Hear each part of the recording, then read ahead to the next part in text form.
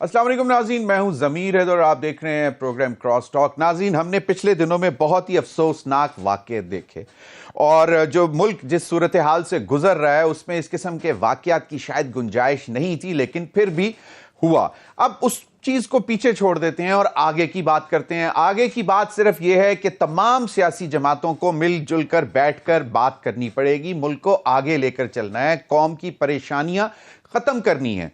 और अब हुकूमत की तरफ से भी इस किस्म की बाकायदा आवाजें आना शुरू हो गई हैं। अगले रोज बिलावल भुट्टो जरदारी साहब ने वाज़ेह तौर पर कहा कि ये किसी किस्म की सियासत नहीं है कि आप एक सूबे के वजीर आला होते हुए वफाक के ऊपर चढ़ाई कर दें और फिर दोबारा उसके बाद फिर लैंग्वेज ऐसी इस्तेमाल करें वापस जाकर के, वो भी इंतहाई अफसोसनाक, जो कि टॉलरेट की नहीं जा सकती। लेकिन ये बड़ी बात है, अभी तक टॉलरेट की जा रही है।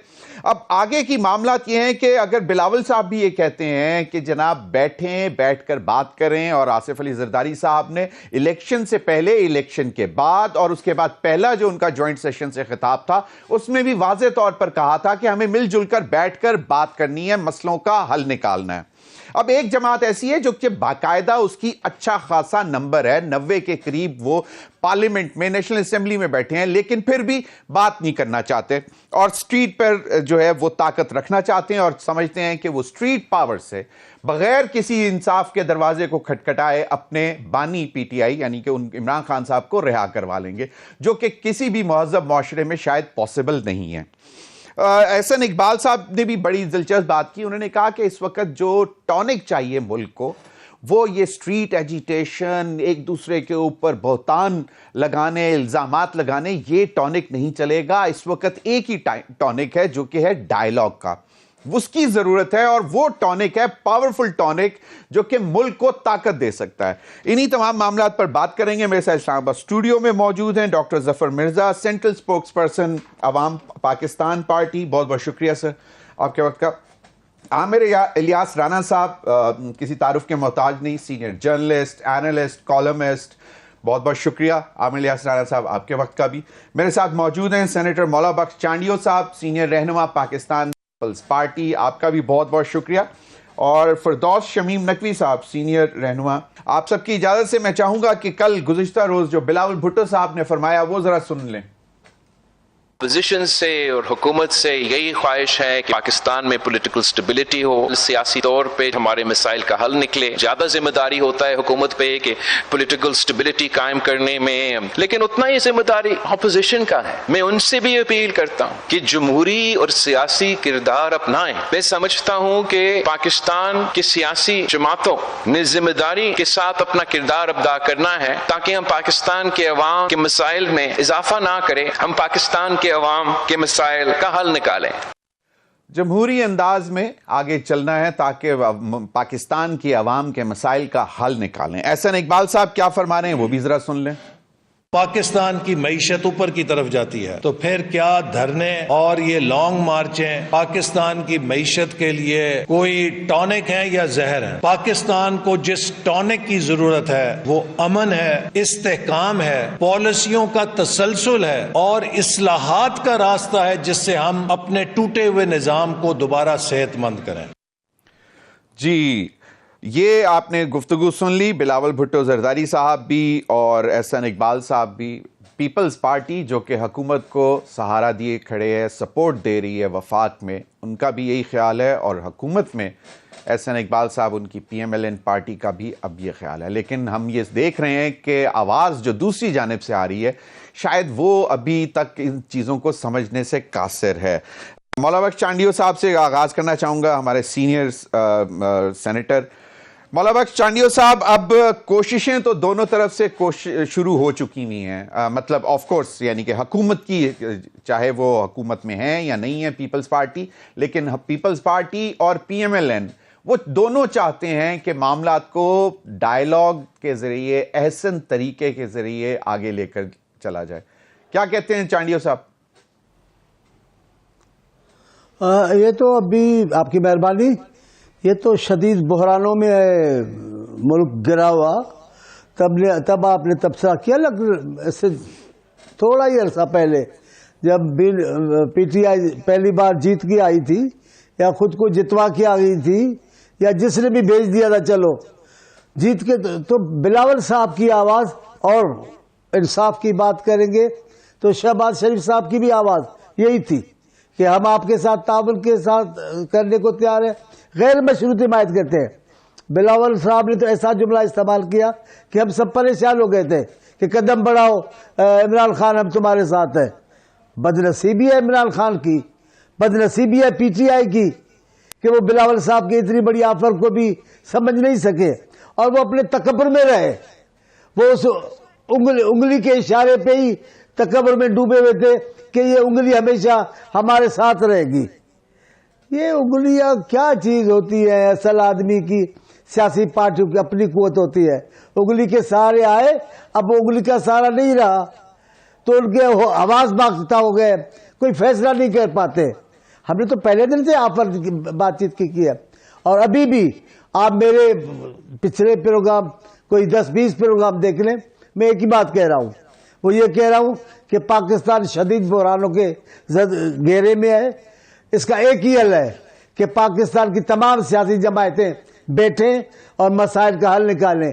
اگر ملک کو آگے لے کے جانا ہے تو, اگر ملک کے لوگوں کی مصیبتوں میں سے جان چھڑانی ہے تو سب جماعتوں کے ایک ہی رائے ہے سوائے پی ٹی آئی کے. پی ٹی آئی نہ مانوں کے اصول پہ اب بھی چل رہی ہے, اتنی بڑی مصیبت میں ہے, لیکن آج میرٹ وہی ہے, بات نہیں کروں گا, بات کروں گا تو ان سے کروں گا جن کے پاس اختیار ہے. یار سیاسی باتیں ایسی ہوتی ہیں, پھر 10 دن گزرتے پھر کہتے نہیں مجھے بالکل صحیح فرما رہے ہیں مولانا بخش چانڈیا صاحب. بات ہی نہیں کر رہے. پی ٹی آئی اپنی بالکل پی ٹی آئی جو ہے وہ دروازے بند کرتی جا رہی ہے ایک ایک کر کے. ڈاکٹر ظفر مرزا صاحب, آپ کی پارٹی ماشاءاللہ ابھی نیسنٹ ایج میں ہے اور آپ لوگ ایک اچھا پیغام لے کر آئے ہیں کہ سب کو مل, اور آپ لوگوں نے کہا کہ ہمیں طاقت نہیں چاہیے. انیشلی تو ساری پارٹیاں کہتی ہیں, بٹ اینی ویز ہم یہ بائی کر لیتے ہیں کہ آپ لوگوں کا بھی یہی سلوگن ہے. لیکن اب آپ کیا سجیسٹ کرتے ہیں؟ شاید خاقان عباسی صاحب کو اس دن میں تھوڑی سی نا امیدی دیکھ رہا تھا ان کے جملوں میں. جی ضمیر صاحب بہت شکریہ کہ آپ نے اس موضوع کو چنا ہے آج, کیونکہ یہ سب سے اہم اس وقت میرا خیال ہے کہ قومی ضرورت ہے. پاکستان میں سمجھتا ہوں جی کہ اس وقت ایک دوراہے پہ کھڑا ہے اور یہاں سے 2 راستے نکلتے ہیں. ایک راستہ مزید تباہی کا ہے, اس سے کہیں زیادہ تباہی جو ہم نے 24-25 کو دیکھی, اور دوسرا جو راستہ ہے وہ ہے وزڈم کا, تحمل کا, ڈائلاگ کا, اور وہ جسے کہتے ہیں نا کہ politics is the art possible, چیزوں کو ممکن بنانے کا. صحیح. تو اس وقت میرا خیال ہے کہ آج سے 20 سال بعد 30 سال بعد پیچھے مڑ کے دیکھیں گے تو فیصلہ اس چیز کے اوپر ہوگا کہ آج کے جو سیاستدان ہیں انہوں نے کون سا راستہ اپنایا. لیکن یہاں یہ بھی مجھے افسوس کے ساتھ کہنا پڑتا ہے کہ جس ٹانک اور جس ڈائلاگ کی ہم آج بات کر رہے ہیں یہ اتنا سمپل نہیں ہے. یہ اس کے پیچھے جانا پڑے گا آپ کو. پالیٹکس میں سب سے امپورٹنٹ چیز لیجٹمیسی ہوتی ہے کہ آپ کی بات میں وزن تب پیدا ہوتا ہے کہ جب آپ ایک لیجٹمیٹ طریقے سے پاور حاصل کرتے ہیں. آپ نے کہا نا کہ آپ کی پارٹی کو پاور, ہم ڈیفینیٹلی پاور میں انٹرسٹڈ ہیں لیکن جائز طریقے سے, منصفانہ انتخابات کی صورت, یعنی کہ آپ فنگر ویٹرز میں نہیں ہیں جو مطلب کہ امپائر کی انگلی اٹھے گی پھر فلاں ترازو والے محل میں سے انگلی اٹھے گی اور پھر دوبارہ پھر اب انٹرنیشنل ورلڈ لیڈر کی طرف بھی انگلی دیکھ رہے ہیں. وہ بھی ایک تباہی کا راستہ ہے, وہ بھی ایک تباہی کا راستہ ہے. تو سیاست کو ذمہ دار بھی ہونا پڑے گا, سیاستدان کو محب وطن ہونے کا ثبوت دینا پڑے گا اس دوراہے پہ. اور میرا یہ خیال ہے کہ اس وقت ضرورت اس چیز کی ہے کہ اسٹیٹس مین شپ دکھائی جائے. اس وقت کنفلکٹ ریزولوشن کی ضرورت ہے. دونوں طرف سے ایسی پوزیشنز لی جا چکی ہیں کہ اگر ان کو ریزالو نہ کیا گیا اور اس کے اندر میڈیٹرز آ کے ان کو ریزالو کریں گے, اگر اس کو ریزالو نہ کیا گیا تو اس سے بہت بڑی ہم تباہی دیکھیں گے جو ہم نے ابھی دیکھی ہے, جس میں انسانی جانوں کا ضیاع ہوا ہے. اور یہ بھی do you see any silver lining? ہو سکتا ہے نا جی, بالکل ہو سکتا ہے, بالکل مطلب 2 راستے تو ہیں, ابھی چوائس تو ہے نا. اگر صدیوں کی اپارتھائڈ ختم ہو سکتی ہے ساؤتھ افریقہ میں, صحیح, تو کیوں نہیں ہم اپنے مسائل کو حل کر سکتے؟ بالکل صحیح, بالکل. عامر الیاس رانا صاحب, کہا یہ جاتا ہے کہ اگر کوئی بہت ہی اتھرا پتر ہوتا ہے نا تو انہوں سمجھان واسطے بہت ہی دھیمے مزاج والا, بہت ہی میٹھے زبان رکھنے والا, اس کو کہتے ہیں کہ یار اس کو جا کے سمجھاؤ. اب مسئلہ یہ ہے کہ حکومت کوئی ایسا کانفیڈنس بلڈنگ میئر کوئی as a good will gesture دکھا سکتی ہے جس کے بعد پی ٹی آئی بھی آ کے ٹیبل پہ بیٹھ جائے؟ میرا خیال ہے شہباز شریف سے بڑا دھیمے مزاج کا بندہ جب تک وہ چیف منسٹر تھا وہ کچھ اور تھا. اپنی انسلٹ کرانے میں انہوں نے ہر ڈگری میں آگے کا درجہ لیا. وہ اپوزیشن لیڈر بنے, سبمسو ہوئے, بلاول بھٹو نہیں آصف علی زرداری کے ساتھ مل کے انہوں نے عمران خان وزیر اعظم کو آفر کی کہ مذاق معیشت کر لیں. وہ کہتا رہا چور ہو ڈکیت ہو بات نہیں کروں گا. ٹھیک ہے, حکومت چلی گئی, وزیر اعظم بنے. اور ہمیں ایک ایسے وزیر اعظم کی عادت تھی جو تقریر میں مار دھاڑ کرتا تھا, مولا جٹ کرتا تھا عمران خان, اور نہیں چھوڑوں گا, مجھے سعودی عرب اور یو اے ای سے ایک بڑا زبردست پیکج ملا ہے. ایک اور بڑی لائن تھی, متھے رنگ دے گا پیکج ملا ہے. یہی جو قرضہ چوری کا کہتے تھے, یہی وہ جو کہتے تھے یہ لوٹ مار کے لیے قرضہ لیا جاتا ہے, وہ اسے کہتے تھے پرکشش پیکج ملا ہمیں. لفظ بدلا, عمران خان نہیں بدلے. شہباز شریف وزیر اعظم بن گئے, تقریر کرتے ہیں وہ ایسے لگ رہا ہے جیسے یوں بیٹھے میں شیروانی میں اپیل کرتا ہوں, میں تو مذاق اڑاتا ہوں, اور اللہ کے بندے چیف ایگزیکٹو ہو, ٹھیک طریقے سے بات کرو کہ آپ ہو, ہم آپ سے بات کرنا چاہتے ہیں.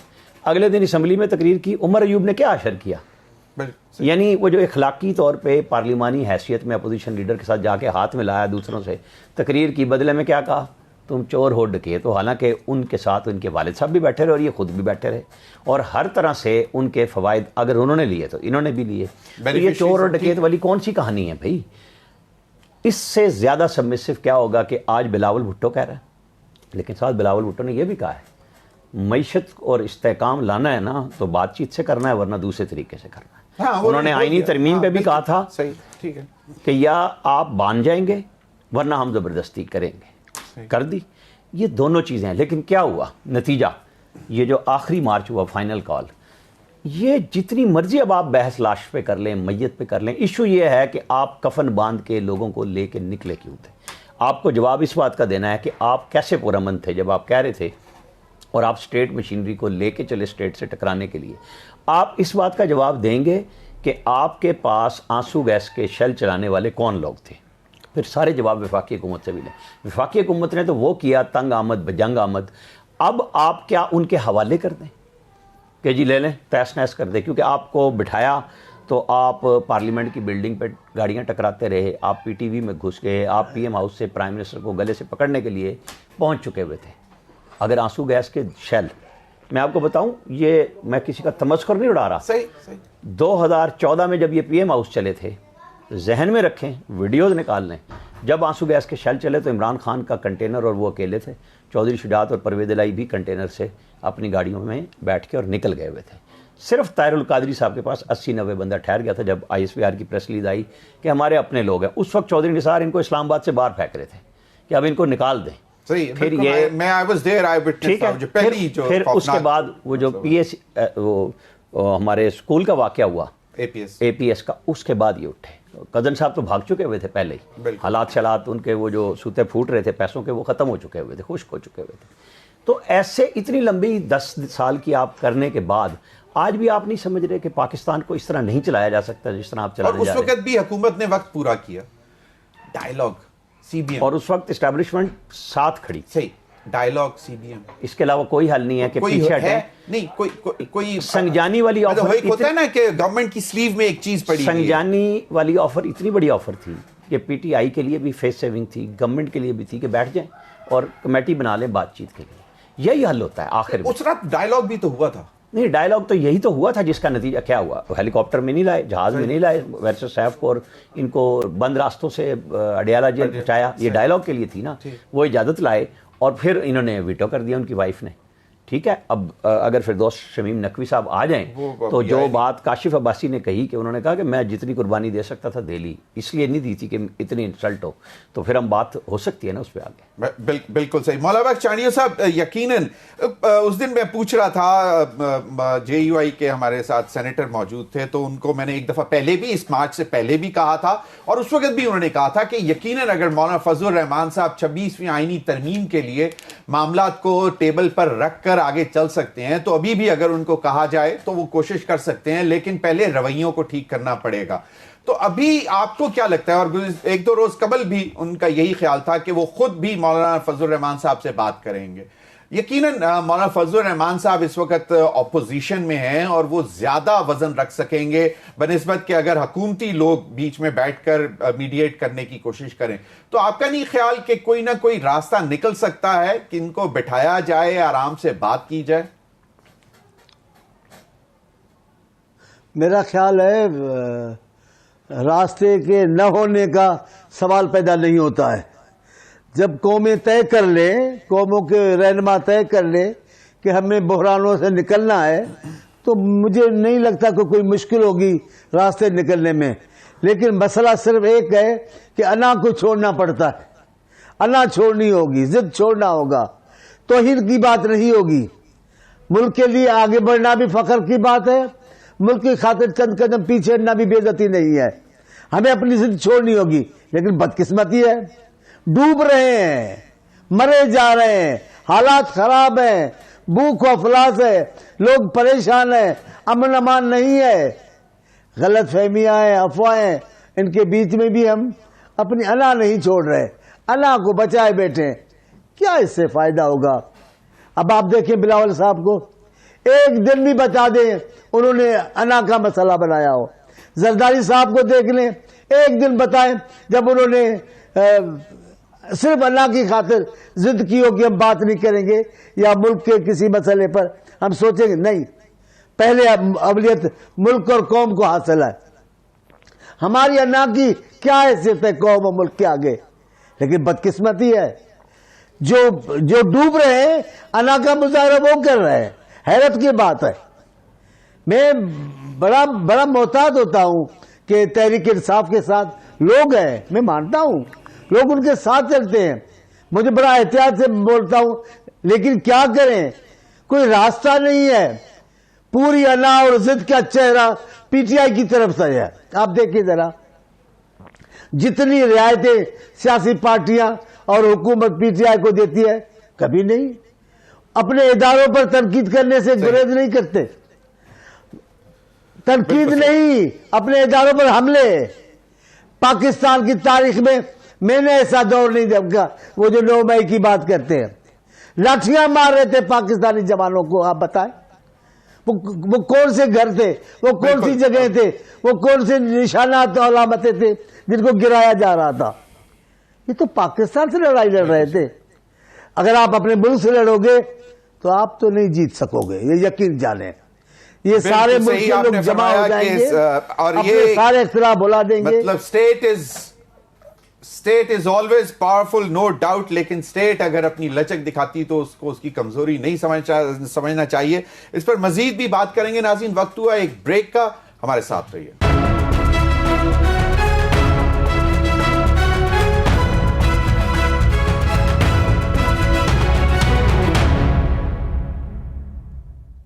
Welcome back. ناظرین گفتگو اس بات پہ ہو رہی ہے کہ اگر راستہ ایک ہی ہے کہ ڈائیلاگ اور سب کو اپنی انا پیچھے رکھ کر بات کرنی ہے، ٹیبل پر بیٹھنا ہے، تو کیا ایک جماعت میں لیڈرشپ کا بحران ہے کہ جو بھی کوشش شروع ہوتی ہے اس کو سیبوٹاج کر دیا جاتا ہے؟ اور میں نے پہلے پروگرام ابھی تھوڑی دیر پہلے بات کی تھی مولانا فضل الرحمان صاحب.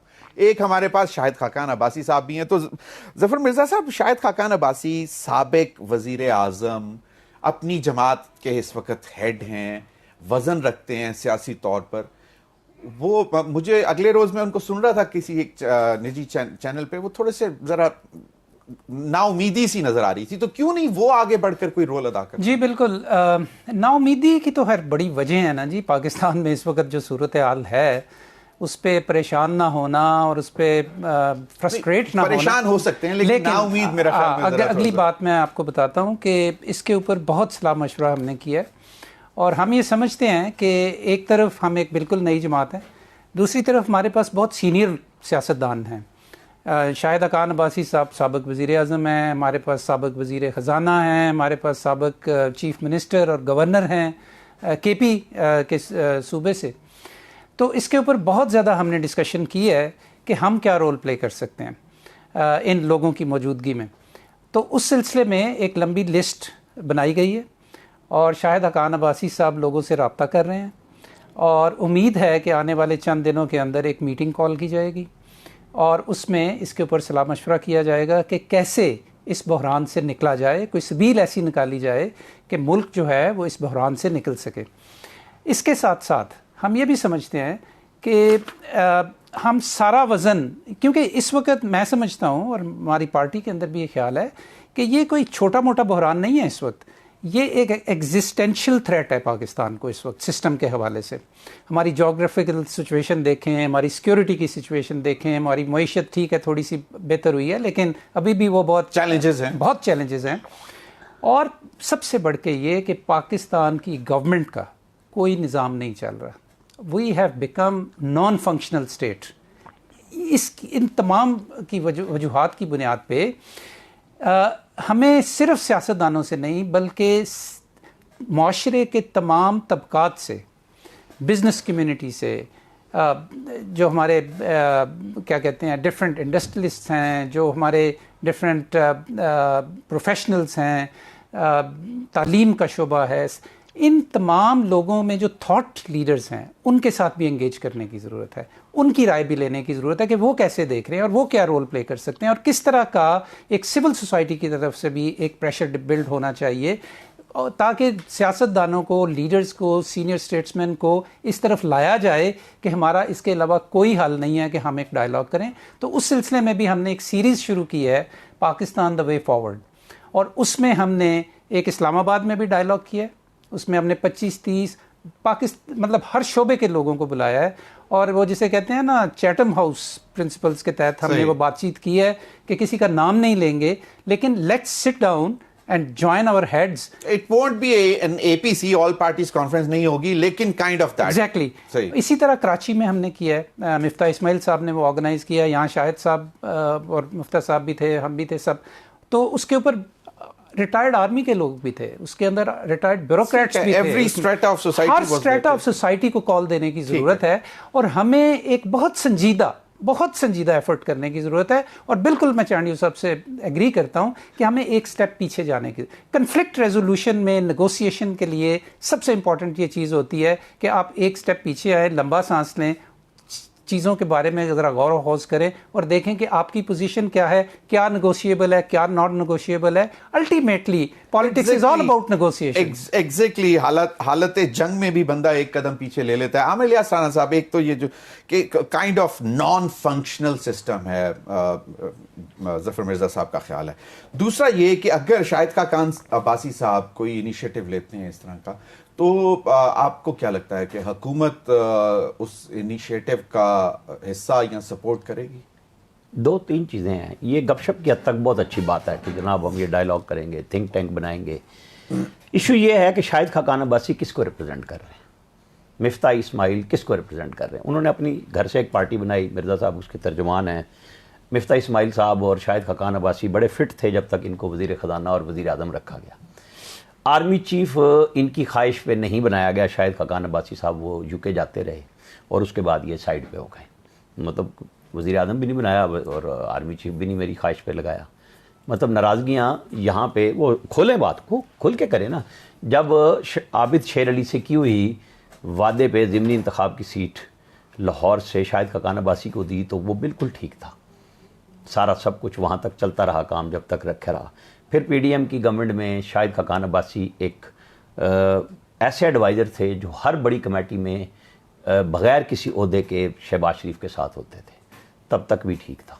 پھر انہوں نے فیصلہ کر لیا کہ میں نے راہیں جدا کرنی ہے۔ میں اس لیے کہہ رہا ہوں مجھے کسی سے کوئی چڑ نہیں ہے، لیکن ایشو یہ ہے کہ مفتاح اسماعیل صاحب اس وقت تک ٹھیک تھے جب تک وزیر خزانہ تھے، بغیر الیکٹ ہوئے، دونوں دفعہ ان کو نواز شریف نے ہی بنایا اور آج کل وہ سسٹم کے اوپر بات کر رہے ہیں۔ ان کے بھائی بھی بڑے اچھے ان کے پیچھے سے سپورٹ پی ٹی آئی کو کرتے رہے، جیسے ہمارے یہاں سیٹ کرتے ہیں کہ ایک ادھر ایک ادھر۔ آپ اسد عمر اور ان کو دیکھ لیں نا، زبیر عمر کو، مطلب یہ بڑے جو انٹلیکچوئل ہوتے ہیں اس طرح چلتے رہتے ہیں۔ کھل کے آئیں نا جی کہ اب آپ چاہتے کیا ہیں، آپ کسی کو ریپرزینٹ کر رہے ہیں۔ آپ ایک طرف، میں نے صرف جتنے ان کے سنے ہیں نا، ایک دفعہ ان کے منہ سے سنا میں نے، مطلب پہلے تو وہ بہت ہوتی تھی کہ 2018 کا الیکشن بھی ایسا تھا، ورنہ اب وہ صرف اس چیز کو ریپرزینٹ کرتے ہیں کہ نہیں یہ الیکشن بالکل غلط ہوا ہے. بھائی اس ملک میں ہمیشہ سے الیکشن ایسے ہی ہوئے ہیں. آپ کبھی زرعی محکمہ زراعت ایجاد ہو جاتا ہے اور آج ڈائریکٹ اسٹیبلشمنٹ کا نام لیا جا رہا ہے. فرق آ گیا نا. لیکن کب یہ نہیں تھے. آپ جب ریٹائرڈ بیوروکریٹ بٹھائیں, ریٹائرڈ فوجی بٹھائیں, نہیں, آپ کو جو ڈائلاگ کرنا ہے نا, چاہے پبلک کرنا یہ نہیں کرنا, آپ کو فوج کو حصے دار بنانا پڑے گا اس گفتگو کا. اگر آپ سمجھتے ہیں کہ آپ فوج کو سائٹ, میں بڑی اسٹریٹ بات کرتا ہوں, تو آپ نہیں حل کر سکتے. مطلب آپ کیسے کہہ رہے ہیں کہ ہم باروں بار حل کر لیں گے. بھائی وہ جس کے پاس ووٹ ہیں, جو کہتا ہے میرا ووٹ چوری کیا گیا ہے, وہ بات کس سے کرنا چاہتا ہے؟ وہ کرنا چاہتا ہے کسی انٹلیکچوئل سے. وہ عمران خان کہتا ہے مجھے فوج سے بات کرنی ہے, مجھے فوج واپس لے لے, اپنے ساتھ لے لے. مطلب وہ کب مانتا ہے پیپلز پارٹی اور نون لیگ کو؟ وہ نہیں مانتے نا کسی کو. مجبوری کی جو چادر اوڑی وہ مولانا فضل الرحمان کے پاس گئے, اور جب تھوڑا سا ہلا جلا ہوا تو کیا کیا نہیں کہا پی ٹی آئی کے اپنے لیڈرز نے, سنبھالنا بھی مشکل ہو گیا. اصل ایشو یہ ہے کہ پارلیمنٹ موجود ہے, چاہے شاہد خاقان عباسی اور ان کی پارٹی پارلیمنٹ میں موجود نہیں ہے. پارلیمنٹ سے جب تک آپ انیشیٹو نہیں لیں گے, وہاں سے ڈائلاگ شروع کریں گے تمام پارٹیاں, اور پھر جو باہر بیٹھی ہیں, چاہے وہ جماعت اسلامی ہو, چاہے وہ شاہد خاقان عباسی ہو, جس کا جو رول ہے پارلیمنٹ کے ساتھ ملا کے چلیں گے. اگر آپ سمجھتے ہیں کہ یہ نہیں ٹھیک, یہ فلاں نہیں ٹھیک, تو آپ اس کے بغیر اسی نان فنکشنل, ظفر صاحب نے کہا اس نے آپ کو IMF واپس لے کے دیا, آپ کی مہنگائی کتنی پیچھے آئی, افراط زر میں کمی ہوئی, چیزوں کو سٹریم لائن کیا جا رہا ہے اور ہو رہی ہیں. اس کے ساتھ اگر آپ پارلیمنٹ کو زیرو کر کے سمجھتے ہیں نا, میرے خیال میں کوئی کام نہیں چلتا. بالکل صحیح. مولانا بخش چانڈیو صاحب اگلے روز میرے پروگرام میں ہمارے دوست ہیں عظیم چودھری صاحب, ان کا یہ کہنا تھا کہ دیکھیں ایک سپیکر, اس وقت نیشنل اسمبلی موجود ہے, سینٹ موجود ہے, اور سپیکر نیشنل اسمبلی جہاں پہ اس جماعت کے 90 کے قریب لوگ موجود ہیں, ان کو چاہیے کہ ان کو انگیج کریں, اور ان کے دروازے ہر وقت, ہر جماعت, ہر ممبر کے لیے کھلے ہوتے ہیں. تو ایک فورم موجود ہے کہ آپ ان کے تھرو ڈائلاگ انیشیٹ کریں, لیکن وہ پھر جو انداز گفتگو ہوتا ہے وہ لگتا ہے کہ وہ چاہتے نہیں ہیں. تو یہ ایک ڈور ہے جو کہ کھلا ہے اس وقت ان کے لیے. تو آپ کو کیا لگتا ہے کہ وہ اس طرف چلیں گے؟ اور دوسرا جو مرزا صاحب بات کر رہے تھے, ظفر مرزا صاحب, وہ کہہ رہے تھے تمام سٹریٹا آف سوسائٹی کے ساتھ بات کرنی ہے, لیکن ایک سٹریٹا جو ہمارا یوتھ ہے وہ شاید ذرا بہت اتھرا ہو گیا ہوا ہے, اس کے اوپر کاٹھی ڈالنا مشکل ہو گیا ہوا ہے. یوتھ ایک مائنڈ بنا چکی ہوئی ہے, تو اس کو تبدیل کیسے کیا جائے گا؟ اگر آپ کوئی گرینڈ جرگے کی کوئی ٹائپ کوئی چیز کرنا چاہتے ہیں تو وہ اور بات ہے, آپ کی اپنی مرضی ہے. لیکن میں ایک سیاسی کارکن ہوں, میں سمجھتا ہوں ہر ملک میں, ہر جمہوری ملک میں پارلیمنٹ کی اپنی افادیت ہے. پارلیمنٹ کا دائرہ پورے پاکستان پر ہے. پارلیمنٹ سے ہی پاکستان کے ہر طبقے سے بات کی جا سکتی ہے, ہر اہم شخصیت سے بات کی جا سکتی ہے. یہاں معاملہ صرف یہ نہیں کہ فلاں آدمی وزیر خزانہ رہ چکا ہے تو مسائل کا حل ان کے پاس ہے, فلاں آدمی وزیر اعظم رہ چکا ہے تو جادو کی چھڑی ہے اس کے پاس. ایسا نہیں ہے, پاکستان کے حالات اس قسم کے نہیں ہیں. لیکن میں کہہ رہا ہوں پاکستان کو اس وقت قوم پرست پاکستانی قیادت کی ضرورت ہے. میں واضح کہہ رہا ہوں, قوم پرست پاکستانی قیادت کی ضرورت ہے, جو اپنی انا کو نہ دیکھے, پاکستان کو دیکھے. میرے نزدیک پاکستان کی فوج سے بات کرنا کوئی جرم تو نہیں ہے, وہ پاکستان کی فوج ہے. صحیح. وقت آتا ہے ہماری مدد کرتی ہے, سول حکومت ہوتی ہے ان کی سیلابوں میں, زلزلوں میں, امن امان کے حوالے سے کئی بار مدد کرتی ہے. تو ان سے بات کرنے کا معاملہ نہیں ہے, گناہ نہیں ہے. اصل بات ہے آپ اتھارٹی کس کو قبول کرتے ہو. سول اتھارٹی پارلیمنٹ کے پاس ہے, آپ کا بااختیار ادارہ پارلیمنٹ ہے. آپ پارلیمنٹ سے رجوع کریں. باقی افواج ہو, کچھ افراد ہو, ان کو بھی پارلیمنٹ میں بلایا جا سکتا ہے, ان سے بات چیت ہو سکتی ہے. میں ایک سیاسی کارکن کی حیثیت میں اس وقت محترم آصف علی زرداری صاحب کو اور اپنے چیئرمین بلاول صاحب کو خالص قوم پرست پاکستانی سیاستدان سمجھتا ہوں, جو کسی بھی معاملے پر انا کا مسئلہ جنہوں نے نہیں بنایا, جہاں ان کو پیچھے ہٹنا پڑا ہے بالکل آپ پہلے بھی فرما چکے ہیں, جہاں ان کو موقف سے ہٹنا پڑا ہے ہٹے ہیں. لیکن آپ جی آپ کیا بول رہے ہیں؟ بالکل صحیح فرمایا آپ نے. بالکل آپ نے پہلے بھی یہی بات کی کہ انا کو پیچھے رکھ کے بیچ میں بولیں گے تو میں ذرا خاموش ہو جاتا ہوں، میں نے کہا کچھ آپ کچھ مجھے کہہ رہے ہیں. نہیں میں آپ ہی کی بات کر رہا تھا کہ آپ نے بجا فرمایا، اور پہلے بھی آپ نے یہی فرمایا تھا، اور پہلے بہت سارے پروگرام میں بھی آپ یہی فرماتے ہیں. میں بھی یہ کہتا ہوں کہ آج بھی وقت گیا نہیں ہے. قومیں جب اٹھ کھڑی ہوگی تو ان کی ترقی اور آزادی اور خوشحالی کے لیے کوئی وقت نہیں ہے. بس قوم کا اٹھ کھڑا ہونا لازم ہے.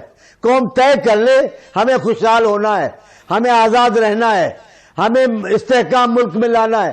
پاکستان میں سیاسی استحکام کے بغیر کوئی ملک حکومت کامیاب نہیں ہوگی، اور سیاسی استحکام کے لیے ضروری ہے کہ تمام سیاسی پارٹیاں ایک نقطے پہ جمع ہو جائیں. غلطیاں ہم سے بھی ہوئی ہیں، غلطیاں اور جماعتوں سے بھی ہوئی ہیں، لیکن ابھی غلطیاں گنوانے کی بات نہیں ہے. بالکل صحیح. ابھی میں تو کھل کے کہتا ہوں، بالکل ابھی غلطیاں میں کھل کے کہتا ہوں، پی ٹی آئی کو اللہ کا مسئلہ نہیں بنانا چاہیے. پی ٹی آئی کو ہٹ درمی سے ہٹنا چاہیے. پی ٹی آئی کو اپنے ملک کی سیاسی پارٹیوں سے بات کرنا چاہیے. بالکل صحیح. ظفر مرزا صاحب، اب بات یہ ہے کہ جو میں نے پہلے بات کی کہ آپ نے ڈفرینٹ اسٹریٹا کی بات کی، اور اس میں ایک اس وقت یوتھ ہمارا جو آلموسٹ 60% ہے اور وہ ڈرائیونگ فورس ہے پاکستان کی، وہ ایک مائنڈ سیٹ بنا رہی ہے اپنا، اور اس میں یقیناً سوشل میڈیا کا بہت بڑا ہاتھ ہے.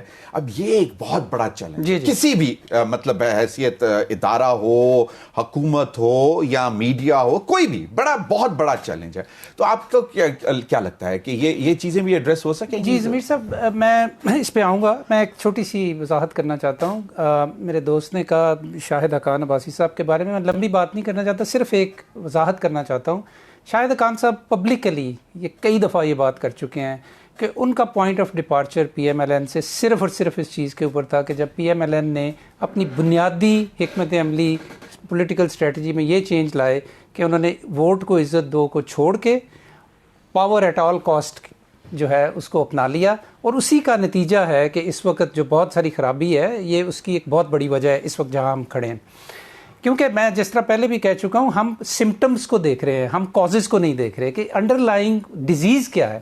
اچھا، اب یوتھ کی بات ہاں ایک اور میں بات کرنا چاہ رہا تھا. میرا قطعاً یہ مطلب نہیں تھا کہ خدا نہ خواستہ میں انڈرمائن کرنے کی کوشش کر رہا ہوں ریپریزنٹیونیس کو یا پارلیمنٹ کو یا جو لوگوں کے ریپریزنٹیو وہاں پہ بیٹھے ہیں. اور جو میں نے آپ کو بات کی کہ ایک انیشیٹو لیا جا رہا ہے، اس میں بہت سارے پارلیمنٹیرینز انوالوڈ ہیں. میں تو یہ سمجھتا ہوں اور نام لے کے کہہ رہا ہوں کہ مولانا فضل الرحمان صاحب جو ہے، انہوں نے 26 امینڈمنٹ میں بہت امپورٹنٹ رول پلے کیا. وہ کیوں اس میں بہت امپورٹنٹ رول پلے نہیں کر سکتے؟ فار ایگزامپل اچکزئی صاحب ہے، اور بہت مطلب سینئر ہمارے پاس اسٹیٹسمین ہیں، بڑے ریشنل لوگ ہیں، ان کو آپس میں انگیج کرنا چاہیے. لیکن اس کے ساتھ ساتھ ایک براڈر ڈائلاگ کی بھی ضرورت ہے سوسائٹی کے اندر، کیونکہ پوری سوسائٹی اس سے متاثر ہو رہی ہے. ایک اور دوسرے یہ بھی کہ میں یہ بھی اس حق میں ہوں کہ تمام سٹیک ہولڈرز کو بیٹھنا پڑے گا. اس میں آرمی بھی انوالو ہے، اس میں بیوروکریسی بھی انوالو ہے، اس میں عدلیہ بھی انوالو ہے. کوئی بھی سٹیک ہولڈر اپنے آپ کو یہ نہیں کہہ سکتا کہ میں اس کی ذمہ داری لینے کے لیے تیار نہیں ہوں یا میری وجہ سے یہ خرابیاں نہیں ہوئی. تو ہمیں اپنی ذمہ داریاں بھی لینی پڑیں گی اور بیٹھ کے ایک تحمل کے ساتھ قومی مفاد میں بات چیت کرنی پڑے گی. میں بالکل چانڈیو صاحب کے ساتھ اس پہ ایگری کرتا ہوں کہ ہمیں اپنا مطمع نظر جو ہے وہ نیشنل انٹرسٹ رکھنا ہے، پرسنل انٹرسٹ نہیں رکھنا، اور اس کے لیے اپنی انا سے آگے جا کے سوچنا پڑے گا. یوتھ کی جہاں تک بات ہے، یوتھ کے لیے سب سے امپورٹنٹ بات یہ ہے کہ ہمارے جو سینئر پولیٹیشینز ہیں مین سٹریم پارٹیز کے سو کالڈ، وہ ان کے اندر ڈکلائن کی بھی یہی ایک وجہ ہے سوائے پی ٹی آئی کے، کہ ہم ان کے لیے لیڈرشپ میں یوتھ کے لیے جگہ نہیں بنا رہے. ہم یوتھ کو آگے لا نہیں رہے، یوتھ کے ساتھ ڈائلاگ نہیں کر رہے، اور اسی کی وجہ سے وہ پرانے چہرے ہی ہمیں نظر آتے ہیں بڑی پارٹیز کے اندر. بلاول از ون ایکسیپشن، اور میں ان کی رسپیکٹ کرتا ہوں، انہوں نے جو آج بات کی ڈائلاگ کی. اسی طرح ہمیں ہر شعبے میں یوتھ کو آگے لانے کی ضرورت ہے.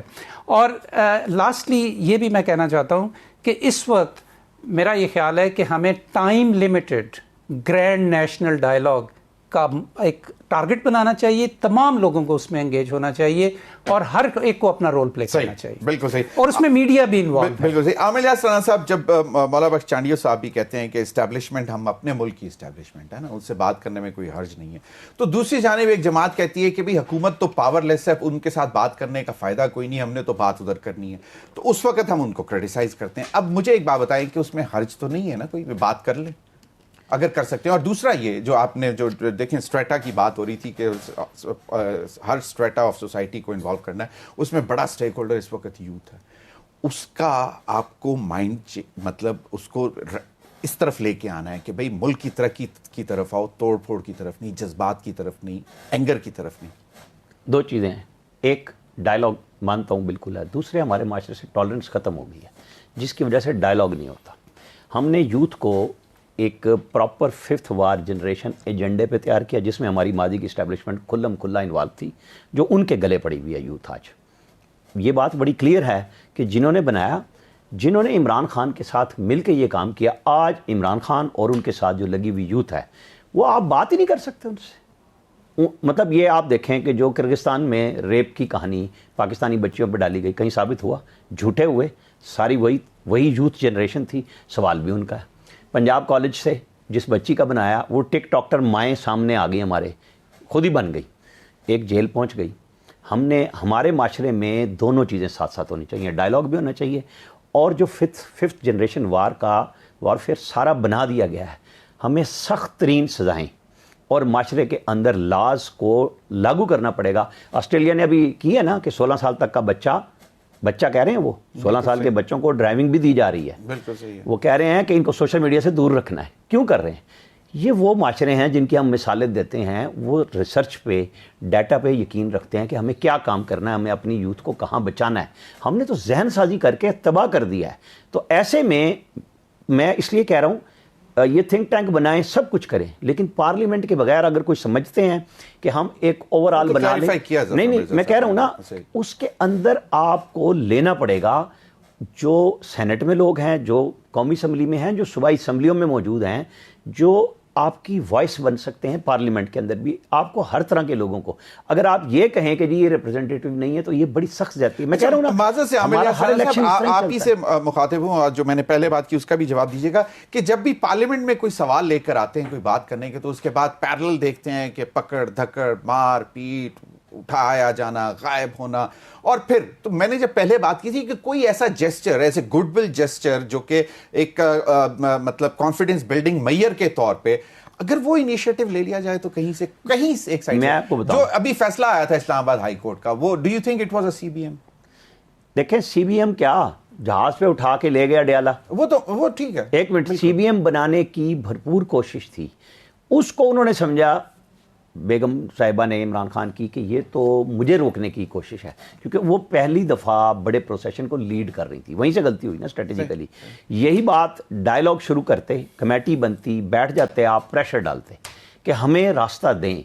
जब वो कहते हैं फौज वाले बराह रास्त के 9 मई आपने किया है, माफ़ी आपने मांगनी है, आप डायलॉग करें, रास्ता आपको मिल जाएगा। ये तो नहीं, वो जवाब क्या आता है, आपने प्रेस कॉन्फ्रेंस करने वालों को माफ़ कर दिया। तो आपसे भी तो वो यही कह रहे हैं कि आप जुर्म को माने कि गलती की है। देखें ना, जब आप ये जुर्म मानेंगे कि हमने लोगों को उकसाया और माफ़ी भी है, तो बड़े लीडर, ये नहीं है कि इमरान खान के इस कह देने से वो लोग उसके पीछे से हट जाएंगे, उसकी फॉलोइंग मौजूद है, वो नहीं हटेगी, लेकिन आप ब्रेक तो मारेंगे ना। ठीक है। वो शाहरुख खान को देखा था ना फिल्म में कि आखिर में उसने कहा था बच्चों को दिखाने के लिए कि मैं जो तुम्हें कह रहा था ना वो गलत है, मैं जिस रास्ते पे तुम्हें ला रहा था वो डरा हुआ नहीं था, लेकिन उसको ये समझ आ गई थी। हमें भी ये समझने की ज़रूरत है, हर पार्टी को समझने की ज़रूरत है कि हम तबाही में घुस गए हैं।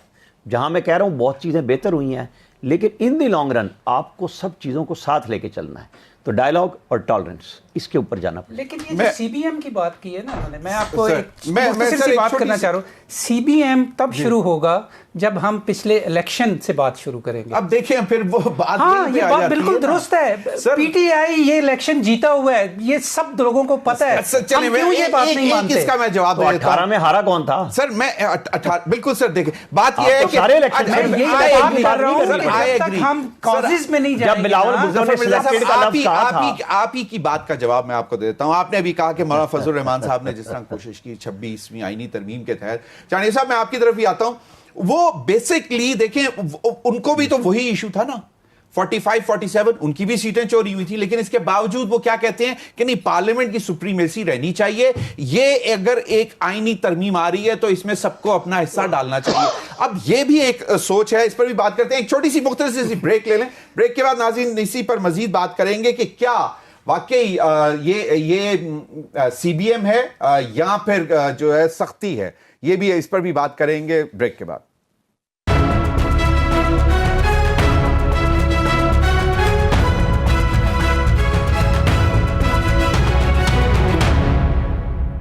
वेलकम बैक नाज़रीन। मौलाना तो चीज़ें बड़ी मुझे अभी ब्रेक में याद आ गई कि एक तो जरदारी साहब ज़रा थोड़े से खामोश हैं, वो उनकी तबीयत नासाज थी और फिर वो कोई छोटा सा हादसा पेश आया उनका, और वो हम देख रहे हैं कि इंशाल्लाह वो जल्द रिकवर हो जाएंगे, लेकिन खामोशी है। दूसरी तरफ एक और भी है कि एक ख्वाहिश है कि बिलावल साहब को जल्द अज जल्द वजीर आज़म बना दिया जाए। अगले रोज़ मुराद अली शाह साहब ने भी अपनी उसमें तकरीर में यौम तासीस के हवाले से जो थी उसमें भी ये कह दिया।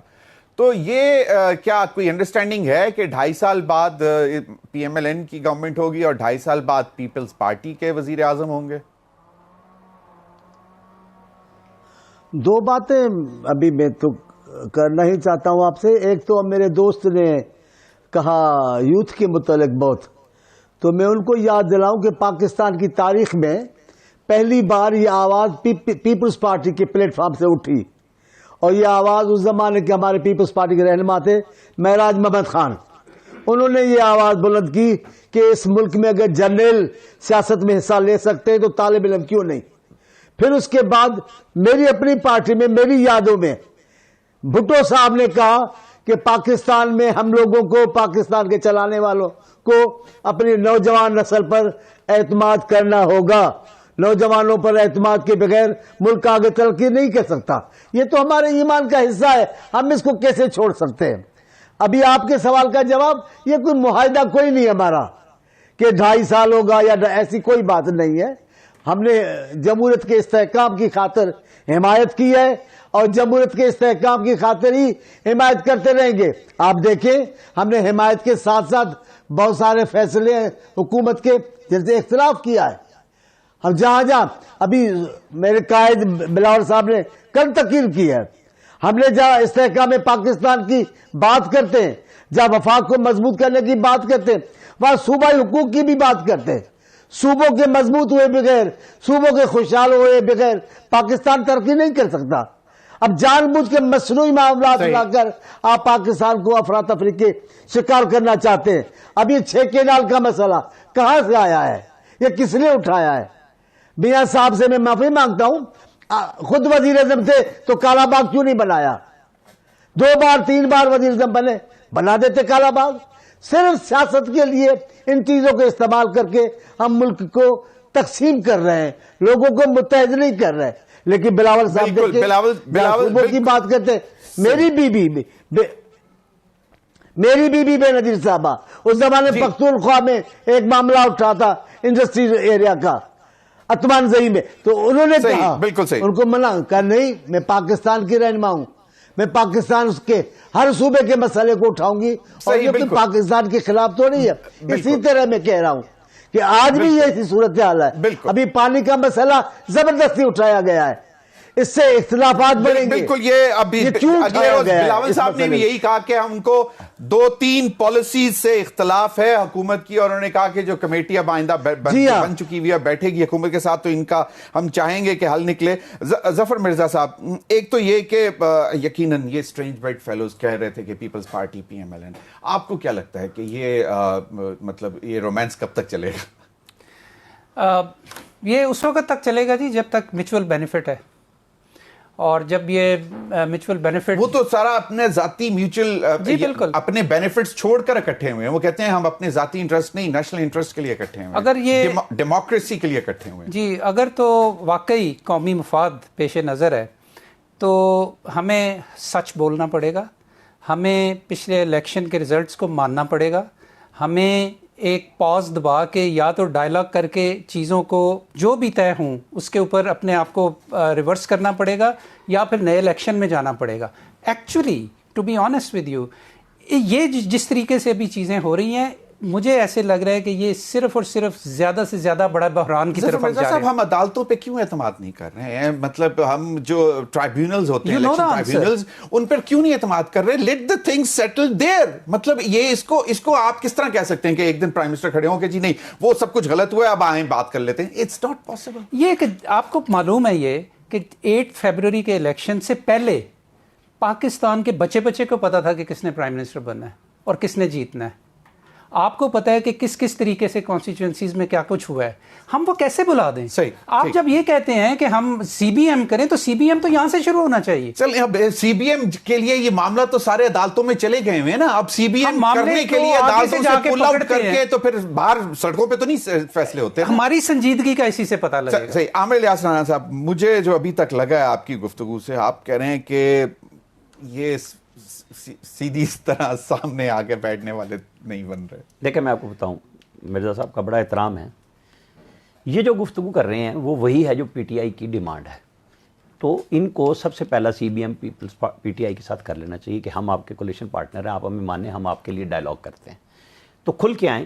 یہ بیچ میں غیر جانبداری والا تڑکا شڑکا لگانے کی ضرورت نہیں ہے کہ جی ہم وہاں کھڑے ہیں جہاں پہ آپ کھڑے ہیں اور ہم آپ کے لیے ڈائلاگ کے لیے انیشیٹو لیتے ہیں, تو بات سمجھ آئے گی. ادروائز آپ غیر جانبدار ہو کے ایک بات کریں گے. میں بالکل بڑا کلیئر ہوں کہ 2018 کو لائے بغیر 24 کو آپ اکیلے احتساب میں نہیں لا سکتے. ایک دفعہ ایک پارٹی بینیفیشری تھی, دوسری دفعہ دوسری. دوسرے آپ بلاول بھٹو کو اس طرح نہ رگڑیں. بلاول بھٹو کی پہلی آفر پی ٹی آئی کو تھی, بالکل نہیں جا رہے تھے وہ صحیح ہے نون لیگ کے ساتھ. انہوں نے کہا تھا آپ بنائیں ہم آپ کا ساتھ دیں گے. وہ نہیں مانے. یہ بیٹھے ہوئے تھے سینٹرل ورکنگ کمیٹی کر کے پیپلز پارٹی والے. ان کو وہاں اطلاع آئی کہ جناب انہوں نے اناؤنس کر دیا ہے عمران خان صاحب نے کہ ہم نے آپ کے ساتھ نہیں بیٹھنا. یہ اس کے بعد کلیئر ہوا ہے. پہلے اگر آپ یہ بات مانیں گے تو پیپلز پارٹی کی بات آپ کو سمجھ آئے گی کہ ہم کیا کرنا چاہ رہے ہیں. تو ہمیں ڈیو کریڈٹ دینا پڑے گا سب چیزوں کو مان کے. جب نون نے وہ افراتفری پیدا نہیں کی 18 میں, جب شہباز شریف کو گھر سے باہر ہی نہیں آنے دیا, جب وہ پنجاب اسمبلی جیت چکے ہوئے تھے, آزاد لوگوں کو ڈھویا گیا. 13 میں پیپلز پارٹی باہر نہیں نکل پا رہی تھی اگر آپ کو یاد ہو. تو ہم آپ کیسے یہ بات کر سکتے ہیں کہ ہم چیزوں کو ساتھ ملا کے نہ کریں؟ یہ کیا بات ہوئی کہ ہم کہیں جی 24 میں یہ ہوا. پھر آئندہ میں ہمیشہ کہتا ہوں کہ پھر آپ کو آئندہ کا ایک الیکشن شفاف کیسے ہوگا, اور وہ آپ بند کمیٹیوں میں مت کریں. آپ یوتھ سے رائے لیں, آپ وکلا سے رائے لیں, پاکستان کی انٹیلیجنس سے سب سے رائے لیں کہ جی ہمیں بتائیں, اور پھر پارلیمنٹ ایسا سالڈ بنائے, الیکشن کمیشن بنائیں. آپ نہیں کر سکتے. نہیں وہ پھر ہی بنے گا نا جب آپ سارے اعتماد کے ساتھ بیٹھیں. پارلیمنٹ میں ہی فیصلہ ہونا ہے. اس میں پارلیمنٹ کے لوگ بھی ہوں, اس کے اندر انٹیلیجنسیا سے وہ لوگ جو لوگ کام کرتے ہیں ریگولر بنیادوں پہ, ہائر نہیں ہوئے ہوتے, ان کو بٹھائیں ساتھ اور کام کریں. عامر الیاس رانا 1 منٹ آپ کا اور لوں گا. مجھے کوئی 3 ایسی چیزیں بتا دیں, میں پھر چانڈیا صاحب سے بھی پوچھوں گا, اور ایسے 1 منٹ 3 ایسی چیزیں جو کہ راستہ نکال سکتی ہیں. راستہ صرف ڈائلاگ ہے. جب آپ ایک قدم پیچھے ہٹیں گے, اور وہ تب ہوگا آپ کو گارنٹی مل سکتی ہے جیسے آپ سے یہ کہا جائے, میں پی ٹی آئی سے بات شروع کرتا ہوں کہ وہ کہیں گے کہ جی ہمارے تحفظات ہیں. تو تحفظات دور کرنے کے لیے کیا آپ کا سی ایم پرویز خٹک وہ کٹی پہاڑی پار نہیں کر سکا تھا, چودھری نثار وزیر داخلہ تھے.